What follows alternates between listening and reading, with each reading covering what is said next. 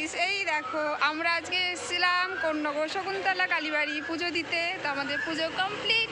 দেখো আমি ওখান থেকে একটা পদ্ম ফুলও নিয়ে চলে এসেছি। আর এইদিকে পিয়ার এত রোদ লেগেছে, পিয়ার ছাতা মাথা দিয়ে চলছে। এই সমাধি, একটু তাকা। এই যে সমাধি, সমাধি কোথায়? সমাধির খুব গরম লেগে গেছে। তো আমি সমাধি আর পিয়া আমরা এসেছি আজকে সকাল সকাল চলে এসেছি বাড়ি থেকে। আমি কটায় বেরোলাম? সমাধি সাড়ে 5:30 না 6:30? 5:30 বেরিয়েছি। 5:30টায় বেরিয়েছি। তো লম্বা লাইন ছিল। তো এখন আমরা পুজো দিলাম। অনেক দিনের ইচ্ছে ছিল, ফার্স্ট টাইম এসেছি কোন্নগর। খুব ভালো লাগলো।